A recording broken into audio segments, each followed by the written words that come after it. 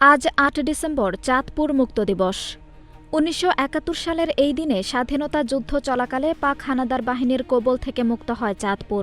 দিবসটি উপলক্ষে বিভিন্ন কর্মসূচির আয়োজন করেছে জেলা প্রশাসন।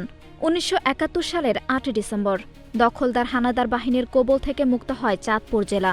তৎকালীন চাঁদপুর মহকুমা জেলায় সর্বশেষ যুদ্ধ সংগঠিত হয়েছিল ৭ ডিসেম্বর লাকসাম ও মুজাফফরগঞ্জ মুক্ত হওয়ার পর। যৌথ বাহিনী হাজীগঞ্জ দিয়ে ৬ ডিসেম্বর চাঁদপুর আসতে থাকলে মুক্তি সেনাদের প্রতিরোধের মুখে পড়েন হানাদার বাহিনী।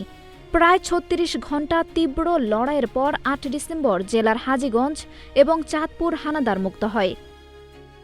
গুরুত্বপূর্ণ নদীবন্দর চাঁদপুরে সম্মুখ যুদ্ধে অংশগ্রহণ করেন স্থানীয় মুক্তিযোদ্ধা, ছাত্র সংগঠন এবং সাধারণ মানুষ। জীবন অবাক না করলে কে করবে? ২৮% মিল্ক ফ্যাটের অবাক করার সাথে ফ্রেশ মিল্ক পাউডার। জীবন অবাক করুক প্রতিদিন।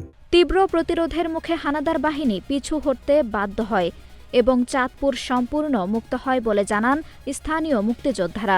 মহান স্বাধীনতা যুদ্ধে আমি চাঁদপুর দক্ষিণ এলাকার গ্রুপ কমান্ডার ছিলাম। যুদ্ধের স্মৃতি আমরা হইলাম গেরিলা পদ্ধতিতে যুদ্ধ করেছি এবং চাঁদপুর আমরা প্রায় ৩৮ জন আমার গ্রুপের ছিল আর কি। এবং ৫০-৫৪ বছর হয়ে গেছে, দেশ স্বাধীন হয়ে গেছে। অনেক স্মৃতি মনে পড়ে না, যুদ্ধের অনেক স্মৃতি তো মনে পড়ে না। যার একমাত্র কারণ হচ্ছে এই দেশ স্বাধীন করাই ছিল আমাদের মূল উদ্দেশ্য বা লক্ষ্য বা ভূমিকা। দুইটার মধ্যে চাঁদপুর মুক্ত হয়ে গেছে।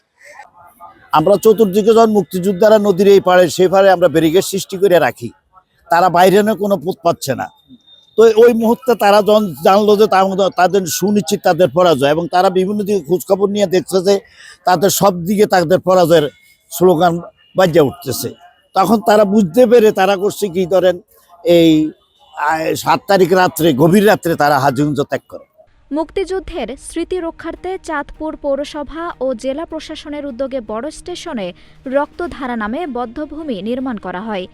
এর আগে চাঁদপুরের প্রথম শহীদ মুক্তিযোদ্ধা কালাম, খালেক, সুশীল ও শঙ্করের নামে ট্রাক রোডে নির্মাণ করা হয় মুক্তিসৌধ এবং চাঁদপুর শহরের প্রাণকেন্দ্রে লেকের ওপর ভাসমান মুক্তি স্মৃতিসৌধ অঙ্গীকার নির্মাণ করা হয়। তবে তরুণ ও আগামী প্রজন্মের কাছে মুক্তিযুদ্ধের ইতিহাস তুলে ধরতে এসব স্মৃতিস্তম্ভের সঠিক রক্ষণাবেক্ষণের দাবি বাংলাদেশ মুক্তিযোদ্ধা সংসদ চাঁদপুর জেলা আহ্বায়কের। আঞ্জুম হক আরবি, নাগরিক প্রতিদিন। এই ভাস্কর্যগুলি তারা যদি শহীদদের রক্তের দিকে তাকিয়ে মুক্তিযোদ্ধাদের বিজয়ের গর্ব তারা বাঁচিয়ে রাখার জন্য তাদের সে আবেগ, তারা অন্ততপক্ষে সেই কাজটা তারা করবে। তবে আমি প্রত্যাশা করছি প্রশাসন, পৌর প্রশাসক এবং বিভিন্ন প্রতিষ্ঠান, যেখানে এই মুক্তিযোদ্ধাদের প্রতিষ্ঠানগুলো রয়েছে এই প্রজন্মের জন্য, সেইগুলো তারা যথাযথ ব্যবস্থা নেবেন।